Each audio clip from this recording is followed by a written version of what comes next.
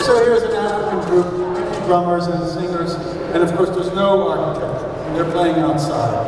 The music they make sounds perfect in that context. If that same music was heard in this context, it would sound terrible. That kind of drumming and singing in a Gothic cathedral it would be a mess. So I was beginning to realize, some music in some ways evolves, like we evolve, like animals evolve. It evolves to become appropriate to the space that it's in, the architecture that it's in, the acoustics that it's in, the social space. So the Gothic cathedral is very good for this kind of sound.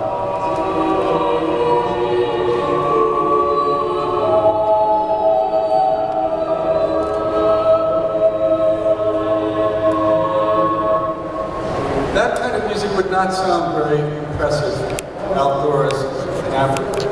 But in this room where the acoustics amplify the music and add more echo, it sounds like it's something from outer space, or possibly from God. Or maybe both. So a little while after that, Bach begins writing music on the organ, but in a smaller place. It's in a smaller room, the acoustics are a little tighter. And he realizes that he can become a little bit more active, he can change keys. In the Gothic cathedral, you can't change keys because your reverberation would make it acoustic chaos. So, here we go. So there's a little bit of Bach, play some intricate music because it doesn't sound confusing in this space that is a little smaller. I'm going to move quickly.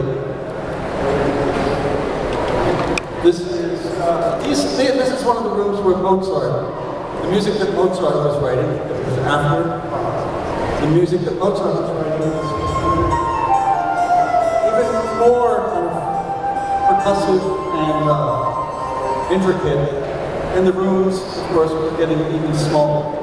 Still a big room, but not as big as this. Then, well, I don't know what to say about this. This is an opera house.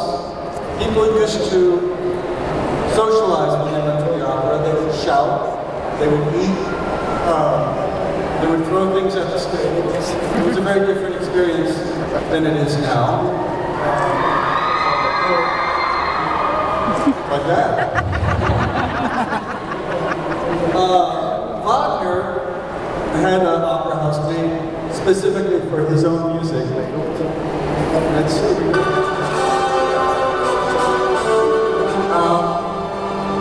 He didn't really change the dimensions of the room.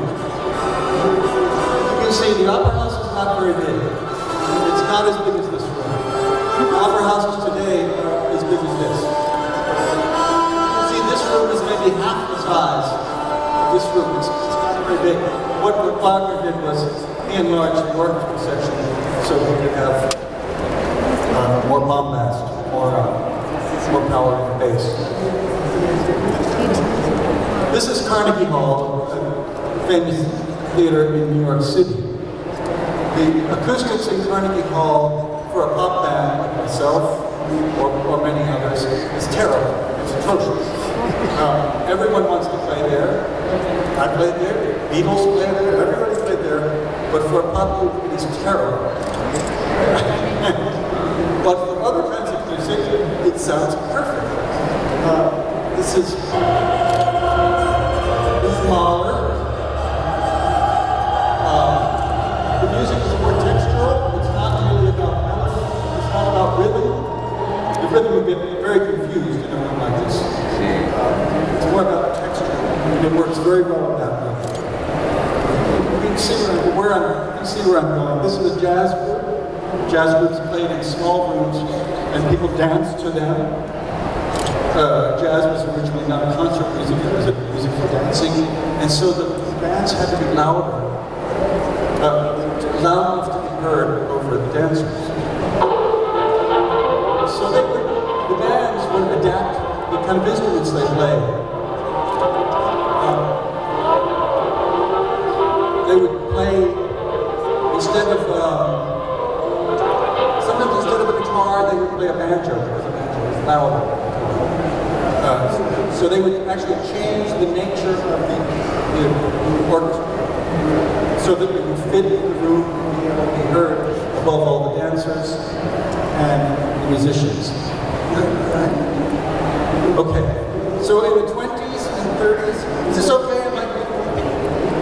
I'm going very fast, but it's okay. In the 20s and the 30s comes radio and the beginning of recording. And for many people, they stopped going out to the concert hall. They stayed at home, and this is how they heard their music on the radio. This is how music was captured. Instead of you hearing it live in a performance, it was captured on a microphone. And this became the concert hall.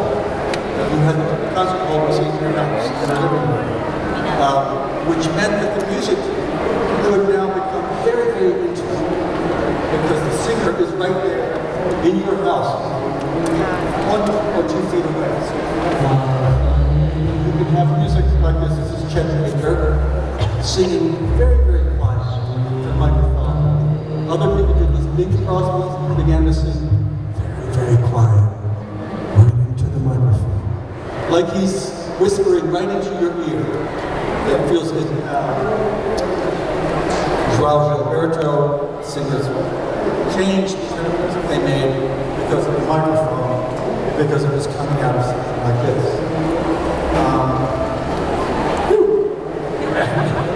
Maybe about 30 years ago or more, you started having discotheques where there was no band. So you had recordings from previous decades, but now you could have a music club. There was no band, only recordings. People would go out, just do the records. And the records were very rhythmic, and they could be played in rooms that were made especially for them. Oh, here's one.